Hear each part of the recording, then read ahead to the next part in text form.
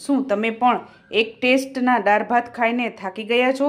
તો આપણા ગુજરાતી દાળ ભાત એક નવી જ રીતથી બનાવીએ તેનો ફૂલ વિડીયો જોવા માટે લિંક મેં ડિસ્ક્રિપ્શન બોક્સમાં એડ કરેલી છે. તો ચાલો આપણે જોઈ લઈએ દાળ ભાત. અને બફવા મૂકીશું. તેમાં આપણે તુવેરની દાળ એડ કરી દઈશું.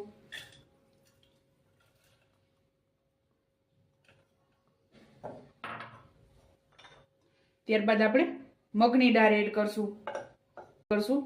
અહીંયા મસૂરની દાળની બદલે તમે ચણાની દાળ પણ એડ કરી શકો છો.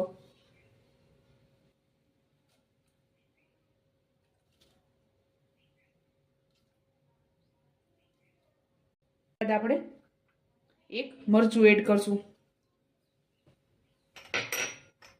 1 ટીસ્પૂન હળદર એડ કરશું. સ્વાદ અનુસાર મીઠું એડ કરશું.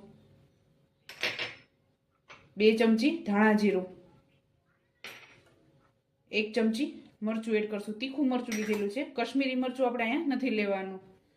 અને ટમેટા એડ કરી દેશું. માટે સ્વાદ અનુસાર મીઠું એડ કરશું. અને 1 ચમચી આપણે ઘી એડ કરશું. ઘીના બદલે તમે તેલ પણ એડ કરી શકો છો, પણ ઘીથી ટેસ્ટ એકદમ સરસ લાગે છે તેના માટે. તો આપણે નાની 1 ચમચી ઘી એડ કરશું. તો આપણી દાળ તૈયાર છે. હવે આપણે આમાં પાણી એડ કરશું.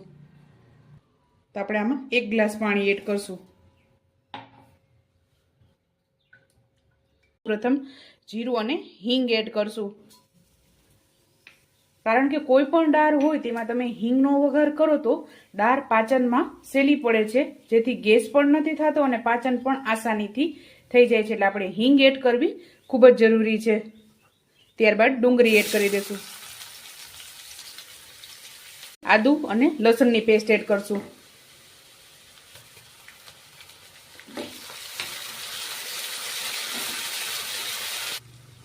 તો આપણે લસણની કચાશ દૂર થઈ ગઈ છે. એમાં આપણે 1 ટીસ્પૂન હળદર એડ કરશું.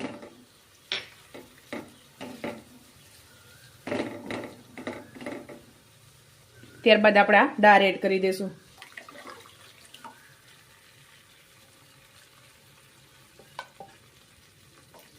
ગુજરાતી દાળ ભાત તેને મેં રાયતા સાથે સર્વ કરેલા છે. આ રાયતું આપણે નેક્સ્ટ વિડીયોમાં આવશે, તો જોવાનું ભૂલતા નહીં. તો ચાલો મળીએ નેક્સ્ટ વિડીયોમાં.